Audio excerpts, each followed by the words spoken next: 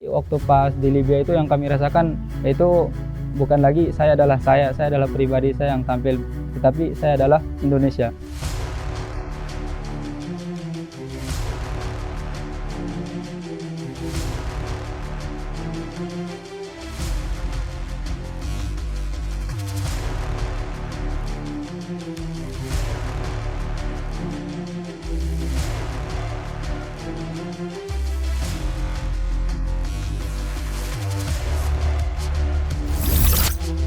Waktu itu sempat diragukan untuk tidak bisa dilanjutkan lagi soalnya.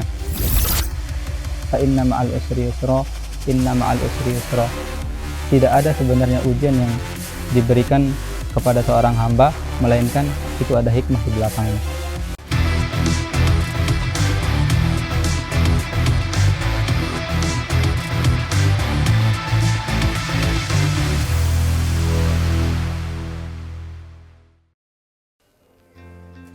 Assalamualaikum warahmatullahi wabarakatuh. Sahabat TNI, apa kabar? Semoga dalam keadaan sehat dan bahagia dimanapun berada. Bersama saya Hestu Kesuma dalam podcast TNI. Sahabat TNI, tentunya saya tidak sendiri. Saya sudah ditemani oleh Pratu Nawawi. Pratu Nawawi ini, beliau adalah juara 1 MHQ di Libya. Oke sahabat TNI, kita ikuti perbincangannya. Mari. Nah ini Mas Nawawi, kita berada di podcast TNI. Mas Nawawi, sebelum saya ada beberapa pertanyaan ke depan, mungkin ada yang mau disampaikan atau salam kepada sahabat TNI. Silahkan. Assalamualaikum warahmatullahi wabarakatuh. Sahabat TNI semuanya, semoga di hari yang bahagia dan berkah ini, semoga selalu dalam lindungan, keberkahan, dan di dalam lindungan Allah Subhanahu wa Ta'ala. Mungkin itu saja. Iya, oke. Mas Nawawi, dari banyaknya pemberitaan, kemudian saya sangat senang sekali Mas Nawawi berada di sini. Ada hal yang saya sangat penasaran, saya ingin tahu bagaimana sih proses dari Mas Nawawi bisa mewakili Indonesia di ajang Musabaqah Hifdzil Quran yang berada di Libya. Bisa diceritakan? Baik, sebelumnya awal kami mengikuti seleksi di Libya, awalnya kami disampaikan dari Kodam, dari Bapak Pangdam 9 Udayana tepatnya, bahwa beliau mencari seorang prajurit hafiz. Dan alhamdulillah kami mendengar, kami mengajukan diri untuk mengikuti seleksi tersebut. Lalu setelah kami mengajukan diri, kami dihubungi dari Disbintalat untuk dites atau diseleksi hafalan untuk yang seleksi di Libya nanti. Lalu setelah kami dihubungi Disbintalat, kami dites secara online melalui via WhatsApp. Kami dites satu persatu, mulai dari juz awal 1 sampai 10, pertengahan juz 11 sampai 30, keseluruhan. Waktu itu alhamdulillah kami lumayan lancar di tes dari Disbintalat.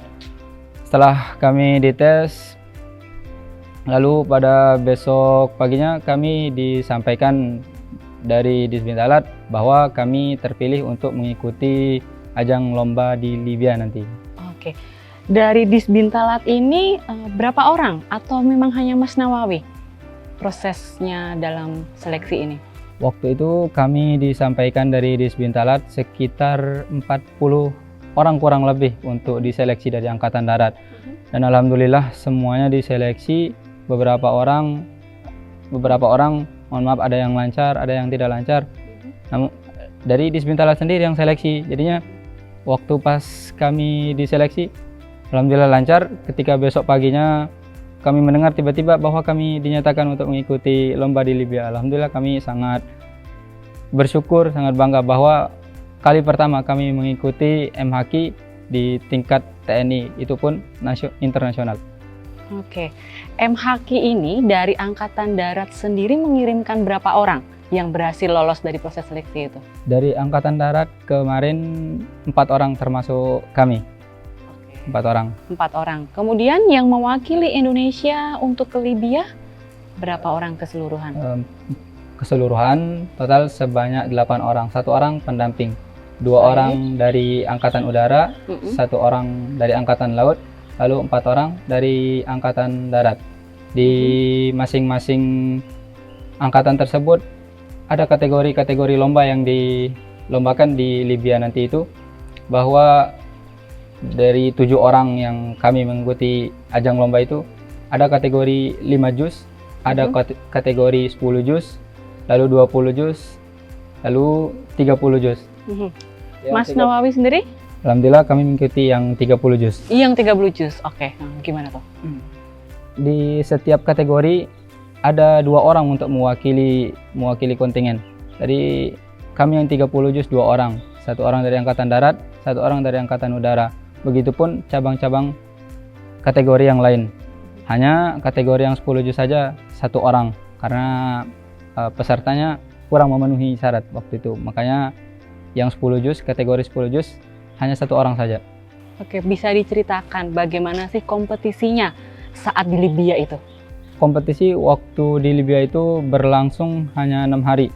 Ketika kami datang di Libya langsung disambut oleh Kementerian Pertahanan di Libya langsung. Pada malam harinya itu kami langsung dibuka acaranya. Acaranya langsung dibuka. Biasanya kalau di ajang-ajang lomba dalam negeri itu tunggu beberapa hari dulu baru dimulai acara. Hanya waktu pas kami sampai di sana itu malamnya langsung dimulai acaranya. Langsung penampilan untuk yang cabang kategori paling bawah, yaitu 5 juz. Jadinya kami yang biasa kalau mengikuti seleksi ajang lomba dalam negeri musabakoh seperti ini, ketika acara dibuka untuk penampilan itu diacak. Jadinya kadang kami dapat hari pertama atau hari kedua. Namun kalau di Libya ini justru yang cabang lomba yang paling tinggi mendapat paling belakang. Jadinya kalau dalam pembawaan kami itu, kalau tampil paling belakang itu biasa paling gugup karena melihat peserta yang sudah tampil ya peserta sebelumnya seperti itu ya. Ya. Maka dari itu setelah hari pertama tampil yang kategori 5 juz, lalu dilanjutkan hari kedua, hari ketiga, pada akhirnya kami dapat giliran hari giliran kami tampil. Waktu pas hari giliran kami tampil pun itu tidak langsung pertama. Sangat betul-betul kami kayak merasa gugup sekali karena dapat yang paling terakhir. Berapa negara yang ikut dalam kompetisi? Waktu itu kami disampaikan sekitar 6-8 negara. Hanya yang hadir 4-5 negara saja waktu itu. Terdiri dari Libya, lalu Mauritania, Pantai Gading, Komoro, termasuk Indonesia kelima. Lalu lanjut waktu pas penampilan, kami betul-betul sangat bangga dan haru waktu pas merasa di atas panggung. Biasanya yang kami dalam negeri mengikuti kompetisi musabakoh membawa nama diri pribadi, membawa nama pondok pesantren. Tetapi waktu pas di Libya itu yang kami rasakan yaitu saya adalah saya adalah pribadi saya yang tampil, tetapi saya adalah Indonesia. Lalu waktu pas berlangsung kami tampil, alhamdulillah dari soalan pertama yang diujikan oleh juri, alhamdulillah soal pertama lancar. Lalu soal yang kedua kami sempat meminta untuk mengulangi soal. Jadi di sana kami diceritakan sama pembimbing kami, kok mohon maaf Bapak Kolonel Humaidi, waktu itu sempat ragu padahal yang sebelum-sebelumnya mohon maaf penampilan kurang maksimal. Hanya satu harapan, kami yang terakhir. Oke. Jadi kami sangat terasa bergantung sekali untuk penampilan terakhir. Jadinya soal kedua waktu pas kami sempat minta untuk mengulang soal, waktu itu sempat diragukan untuk tidak bisa dilanjutkan lagi soalnya. Suasananya menegangkan. Sangat menegangkan. Soalnya di panggung-panggung penonton itu bukan hanya terdiri dari orang sipil atau beberapa tentara saja. Itu petinggi-petinggi militer Libya turut hadir di sana. Jadinya waktu pas begitu tampil kami begitu gugup, apalagi waktu pas sebelum tampil itu banyak dari peserta-peserta lain penampilannya bagus sekali, jadinya pembawaan kami mental cukup terpukul. Jadinya alhamdulillah melanjutkan ujian soal dari juri sampai dengan soal terakhir. Waktu pas ketika soal terakhir alhamdulillah semua lulus, semua mulus tanpa salah satupun. Kalau dalam istilah di kompetisi musabaqah dalam negeri itu tidak ada jali, tidak ada kopi, alhamdulillah semua mulus. Semua mulus itu menjadi nilai tertinggi? Menjadi nilai tertinggi. Oke. Itulah yang bisa membawa Mas Nawawi. Alhamdulillah. Oke, menjadi juara. Siap. Kemudian sudah berapa hari ketika kompetisi itu? Kemudian diumumkan juaranya. Jadi setelah kami tampil yang kategori terakhir, itu jeda 1 hari dulu. Baik. Berbuka bersama dengan Gubernur Kota Misurata yang berlangsung di tempat sana. Setelah berbuka bersama, lalu pada besok malamnya itu baru diumumkan untuk juara-juara pemenang ajang lomba MHQ-nya. Lalu ketika mulai dibacakan juara pada peserta-peserta tersebut, kami kayak merasa sudah dipuji-puji duluan sama penonton-penonton. Ya, ada keyakinan? Kami kalau masalah keyakinan kami ya mohon maaf cuman andalkan tawakal saja. Soalnya yang penting kami tampil bagus, itu sudah cukup maksimal bagi kami. Masalah juara kami nomor 2 kan. Jadinya waktu pas dibacakan mulai dari kategori 5 juz, mulai dari kategori 10 juz, lanjut dengan 20 juz, tiba sampai dibacakan kategori 30 juz. Itu pun nggak dibaca dari juara satunya, juara 3. Jadinya waktu pas mulai dibacakan juara 30 juz yang juara 3, penonton-penonton yang di belakang, yang di samping begitu ikut juga bilang Nawawi number one, Nawawi number one.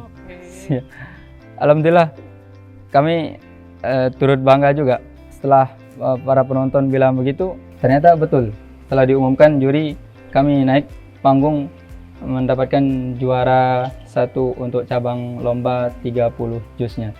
Untuk cabang lomba 30 juz.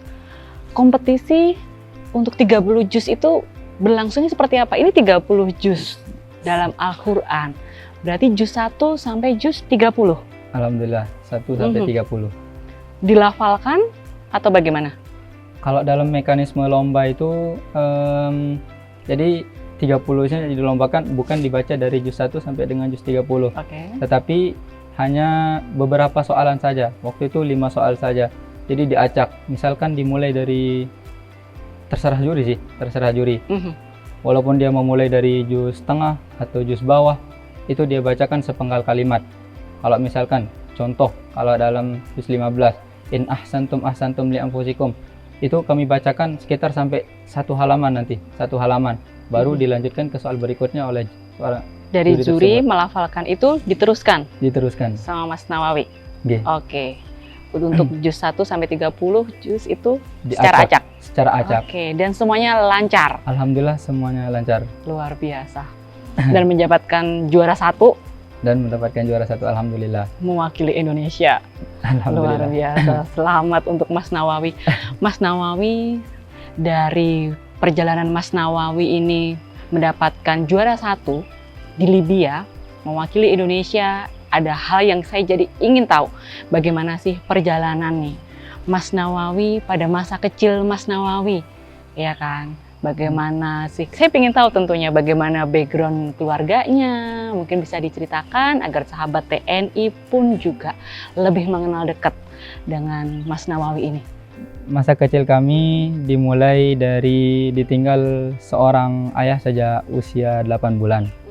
Kami anak bungsu dari 6 bersaudara, dinafkahi hanya oleh seorang ibu jualan ubi keliling di sekitar kampung. Ketika ditinggal seorang ayah, ibu agak keberatan untuk masalah menafkahi sekolah kami. Jadinya mau nggak mau ibu masukin kami ke pondok pesantren mulai TK waktu itu. Mulai sejak duduk di kelas TK. Sejak masih TK? Oke, Iya. masuk Masuk pondok pesantren.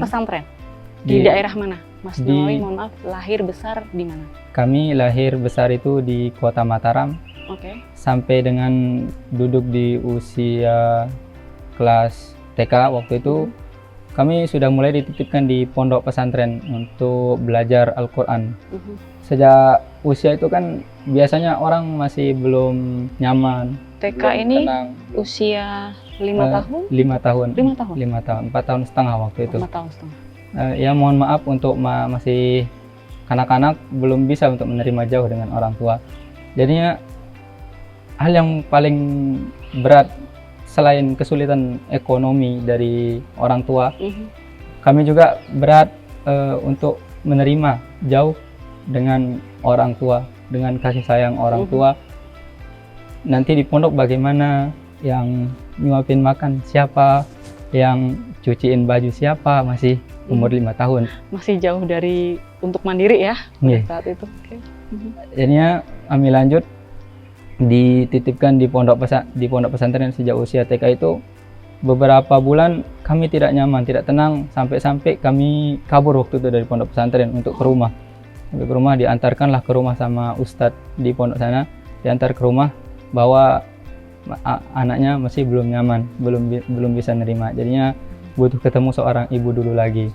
Lalu melanjutkan sekolah TK beberapa tahun. Kelas 1 SD dimasukkan lagi ke pondok pesantren. Seperti itu lanjut juga. Masih nangis-nangisan, belum bisa nerima masuk pesantren, masih butuh kasih sayang ibu. Jadi kami pulang kabur lagi dari pondok, masih belum terima. Lalu sampai kami duduk di kelas 3 SD di rumah. Alhamdulillah dari saat itu kami bisa menetap di pondok pesantren untuk belajar Al-Quran. Dari sana kami mulai belajar, kami mulai menghafal Al-Quran. Kami mulai dengan teman-teman yang lain untuk bersama-sama lomba menghafal Al-Quran. Dari sana banyak teman-teman yang lain seusia SD yang lain juga menghafal Al-Quran di sana. Jadinya menjadi motivasi, bukan kami aja yang kecil masuk pondok di sana. Dia yang kecil juga jauh dari orang tua. Banyak sebagian teman-teman kami juga kelas 6 SD itu sudah selesai hatam 30 juz. Mulai belajar Al-Quran kelas 1 SD. Dari kami sendiri, alhamdulillah dari kelas 3 SD kami belajar Al-Quran sampai dengan kelas 6 SD. Alhamdulillah sudah selesai 30 juz. Setelah kami menyelesaikan Al-Quran, yang menjadi tantangan kami waktu itu kan pasti ada rasa bosan, ada rasa jenuh dari menghafal Al-Quran. Ya pastinya kami waktu itu betul-betul merasa bosan sekali, kegiatan itu saja. Kami sempat kabur lagi setelah menyelesaikan Al-Quran 30 juz itu. 30 juz itu berarti di SD kelas 6? Kelas 6 SD. Oke, baik. Kelas 1-2 SMP waktu itu kami kabur lagi ke rumah, melanjutkan sekolah sanawiyah di rumah. Beberapa bulan dari dukungan orang tua, dari motivasi guru-guru di pondok untuk kembali, nggak ada yang dikejar lagi. Kalau disampaikan nasihat-nasihat dari beliau, nggak ada yang dikejar lagi di dunia. Cuman Al-Quran yang udah kamu pelajari dari kecil, buat apa lagi, mau nyari apa lagi di luar kalau nggak dari Al-Quran. Kami disampaikan seperti itu. Alhamdulillah juga berpikir udah kan dari kecil udah dipondokkan. Jadinya teman-temannya waktu dulu ketika SD sama TK di rumah itu udah nggak ada yang barengin lagi. Waktu pas SMP mau main-main ke siapa juga nggak ada. Jadinya alhamdulillah kami balik lagi ke pondok waktu itu. Kami balik ke pondok, mengembalikan hafalan Al-Quran, kembali murajaah sambil mengajar. Ketika SMP kami sudah mengajar di pondok pesantren kami. Mengajar di pondok pesantren ya. Saat di pesantren, ada tidak sosok figur nih yang menjadi motivasi utama dari Mas Nawawi untuk bisa terus berjenjang ya di pondok pesantren itu kan sampai mengajar seperti itu? Ada nggak sosoknya? Di pondok kami itu figur yang betul-betul berkorban sekali di hidup kami itu ada satu orang guru. Beliau yang memang betul-betul mengarahkan kami dari awal. Beliau namanya itu Tuan Guru Haji Muhammad Faizin. Semenjak kami masuk di pondok itu, kami betul-betul dibimbing, diasuh, bukan hanya sebagai seorang murid. Kami sampai-sampai dianggap sebagai anaknya sendiri, disamakan seperti anaknya. Kan kami di pondok itu, kami punya teman anak kiai. Satu lagi, kami punya teman anaknya tuan guru ternama di Lombok. Jadi kami berlomba-lomba dengan dua teman.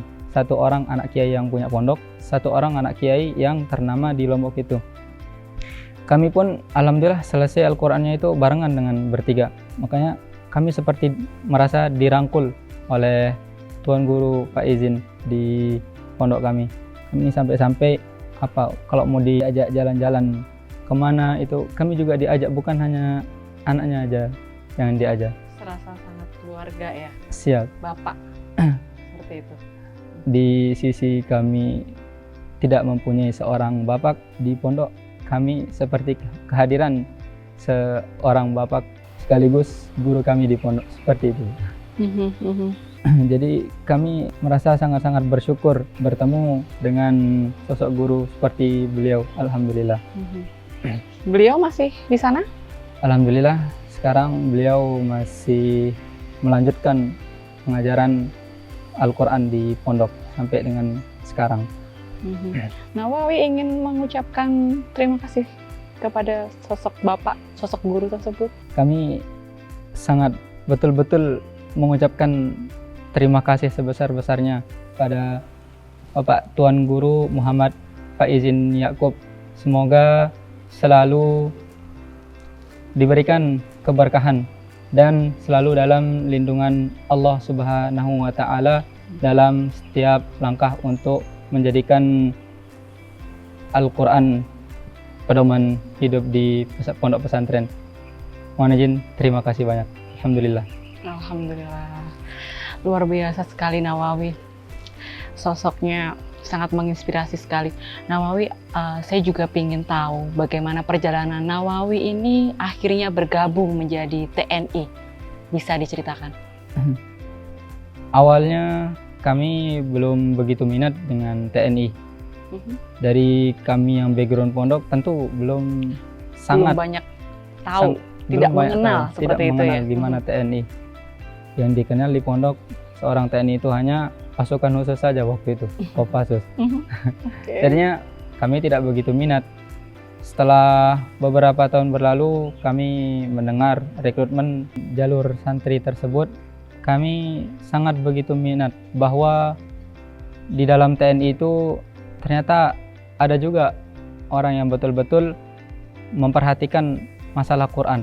Ada yang betul-betul melihat bagian dari potensi bahwa pentingnya Al-Quran.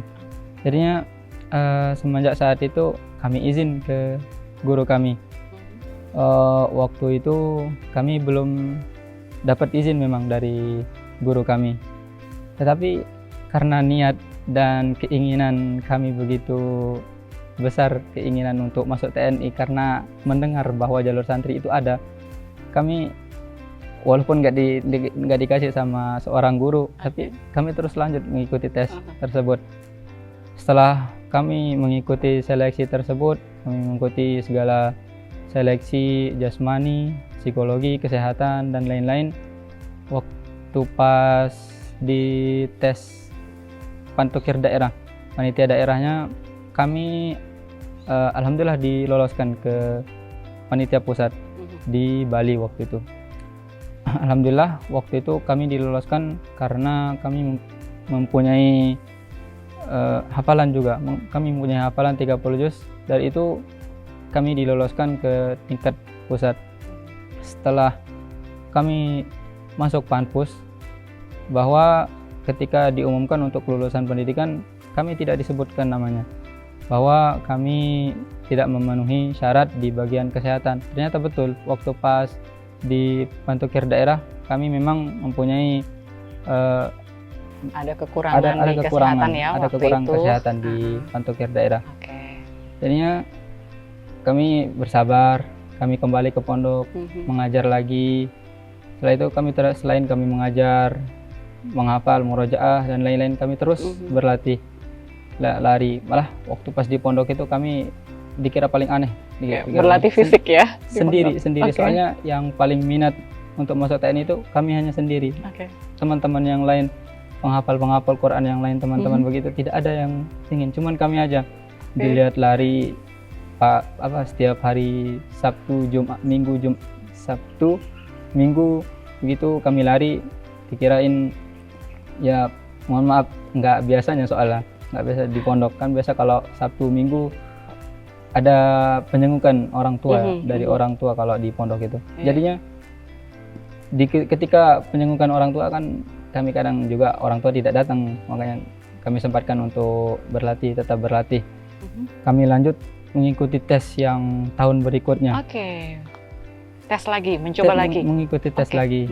Waktu pas kami mengikuti tes lagi, alhamdulillah lolos di daerah, tetapi Panpus jatuh lagi, tidak lolos lagi 2 kali. Sampai dengan ketiga kali kami mengikuti tes seleksi jalur santri ini. Setelah kami mencoba ke ketiga terakhir, kami nggak lolos lagi. Kami betul-betul sangat terpukul sekali setelah ketiga kali tidak lolos. Kami betul-betul menyerah, sudah tidak pingin lagi. Jadinya sudah tidak ada minat lagi lah begitu. Sudah nggak ada minat, sudah down lah ya. Sudah down lah. Pasrah, udah nggak usah jadi TNI lagi. Udah gitu. nggak usah jadi TNI lagi. Terus kemudian ini berarti yang keberapa? Ini waktu itu umur terakhir. Umur terakhir. Waktu itu kan kami kebetulan ada pelatih kami juga, pelatih untuk jasmani lari begitu. Kami kebetulan tinggal di asrama tentara juga di Lombok. Baik. Sekaligus kami jadi marbot juga di Masjid Korem di sana. Oh iya. Dan alhamdulillah kami mendapatkan pelatih juga di asrama sana. Ngikut-ngikut saja. Alhamdulillah itu pun gratis juga. Dan kami tetap mengikuti pelatihan seperti itu. Bahwa disampaikan sama pelatih yang ngelatih kami masalah jasmani di tempat itu. Ustadz, di tahun 2025 nanti itu ada seleksi tamtama gelombang pertama itu lebih awal daripada yang sebelum-sebelumnya. Kalau nanti mengikuti yang bulan pertengahan itu kan umurnya Ustadz sudah habis, dibilang. Jadinya kami ngikut saja. Siap Om, kami insya Allah ikut kalau memang tidak ada kendala di perkuliahan nanti. Kami sampaikan seperti itu. Alhamdulillah nggak terbayangkan kalau umur terakhir itu akan jadi syukur kami untuk diterima sebagai TNI. Oke, diterima sebagai TNI di tahun 2025 kemarin. Siap. Oke, dan berarti Mas Nawawi ini menjadi mahasiswa. Oke. Waktu itu semester berapa? Kami sebelum masuk TNI itu alhamdulillah kami semester 3 di UIN Mataram. Semester 3 di UIN Mataram. Kemudian bergabung menjadi TNI seperti itu di tahun kemarin 2025. Oke. Kemudian MHQ ini adalah kompetisi keberapa setelah menjadi TNI? Itu kompetisi pertama kali. Jangankan kompetisi pertama kali, dinas pun kami belum sampai 1 tahun dinas. Alhamdulillah kami mendengar berita untuk mengikuti seleksi kompetisi Musabaqah Hifdzul Quran, yang dimana kami sebelum masuk TNI juga sering mengikuti seleksi Musabaqah dari provinsi sampai dengan nasional. Alhamdulillah sebelum masuk TNI kami kerap mengikuti kegiatan-kegiatan Musabaqah, yang dimana kami kalau di pondok itu untuk mengikuti seleksi sebagai wasilah untuk memperkuat hafalan. Jadinya di sisi lain memang kalau di pondok bukan untuk mencari juara atau apa, sebagai wasilah dimana kita bisa termotivasi waktu dimana ketika musabaqah itu lebih banyak dengan Al-Quran, lebih banyak waktu untuk murojaah untuk dengan Al-Quran. Jadinya tidak seperti hari-hari biasanya yang tidak ada kompetisi tersebut. Jadinya kalau di pondok itu sampai ditekankan kalau ikut musabaqah itu jangan cari juaranya, memang cari cari untuk motivasi, cari untuk kedekatan kita untuk bisa lebih dekat lagi dengan Al-Quran. Berarti sudah berapa lama menjadi TNI? 8 bulan apa 1 tahun ya berarti? 8 bulan sampai dengan 10 bulan sekitar seperti itu dari bulan Juli 2025. Bulan Juli 2025 dengan sekarang di bulan April ini. Mas Nawawi berarti belum ada 1 tahun kemudian mendapatkan juara 1 hafalan 30 juz di Libya, dan kemarin juga baru saja nih ya mendapatkan kenaikan pangkat luar biasa atau KPLB dari Bapak Panglima TNI, seperti itu ya? Siap, betul. Berarti dari pangkat Prada kemudian menjadi pangkat Pratu. Alhamdulillah. Bagaimana itu rasanya? Kami pertama kali waktu itu yang kami rasakan betul-betul sangat bangga dan sangat terharu sekali. Di sisi lain kami mendapatkan juara, ternyata penghargaan dari Bapak Panglima ternyata juga ada. Yang kami rasakan, kalau ini orang tua di rumah betul-betul sangat bangga sekali kalau orang tua ada di tempat itu. Bisa melihat itu. Mas Nawawi sekarang ya. Sebelum dari info kami kenaikan pangkat dari Bapak Panglima kemarin, kami memang sebelumnya sudah di rumah. Kalau memang nggak ada info sama sekali dari Bapak Panglima kalau memang akan diberikan KPLB waktu itu. Kami sudah di rumah 2 hari, alhamdulillah sudah bertemu ibu, bertemu keluarga, bertemu sanak keluarga yang lain. Kami bersilaturahmi di sana. Jadinya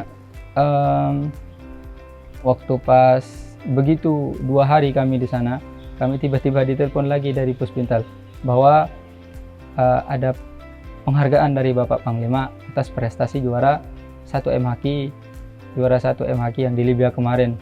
Sempat terbayang tidak atau terpikir nih dapat penghargaan nih atau nih? Sempat terbayang nggak? Sama sekali tidak pernah terbayangkan. Jangankan terbayang, mimpi pun tidak pernah sama sekali untuk mendapatkan KPLB dari Bapak Panglima.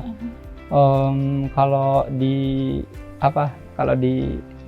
MHQ atau musabaqah di luar TNI itu penghargaan dari pemerintah memang jarang terjadi, tidak pernah terjadi.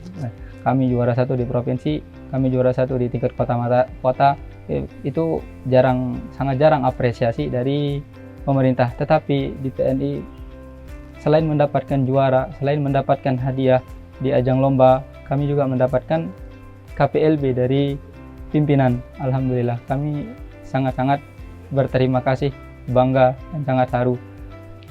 Ketika kami mendapatkan KPLB dari Bapak Panglima, kami dipanggil langsung ke Jakarta.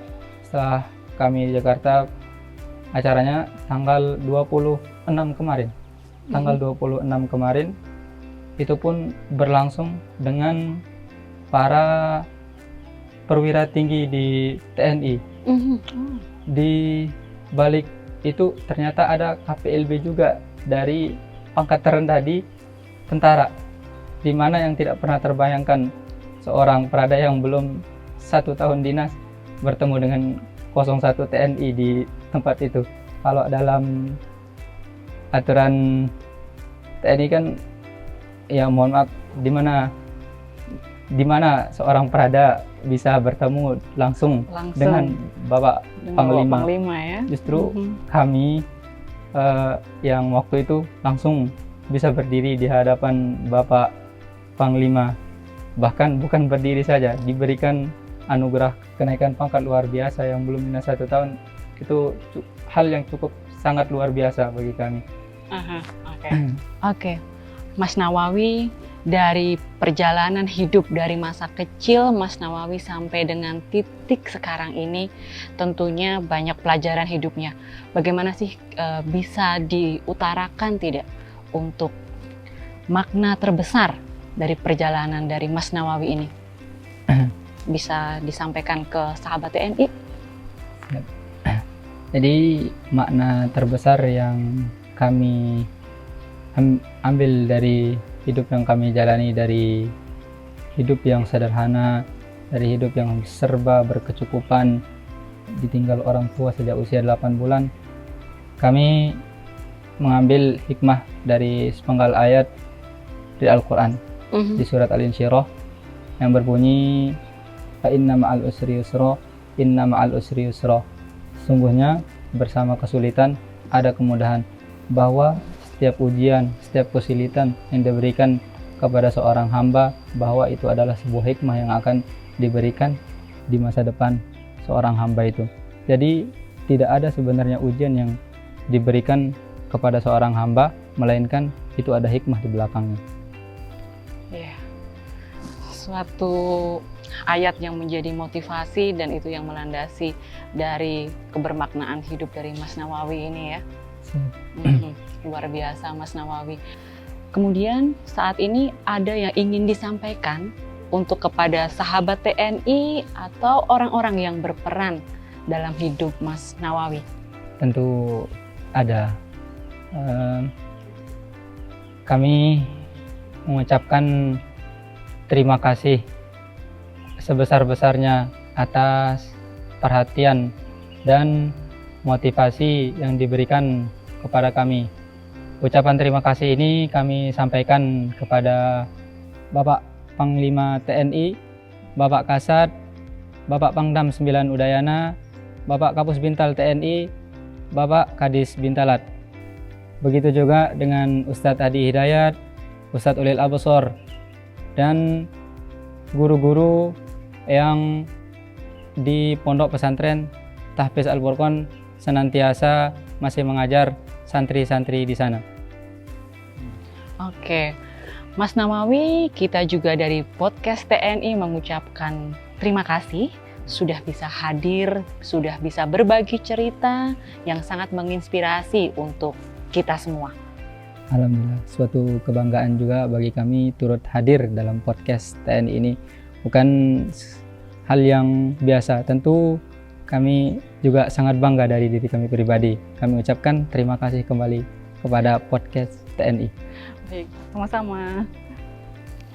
Sahabat TNI, kisah Nawawi mengajarkan kita bahwa keterbatasan bukanlah akhir, melainkan awal dari perjuangan. Dari sudut sederhana menuju panggung dunia, hingga berdiri dengan kehormatan sebagai prajurit dan hafiz. Ini bukan hanya tentang prestasi, tapi tentang keteguhan hati. Saya Hestu Kesuma bersama Pratu Nawawi pamit undur diri. Podcast TNI Prima.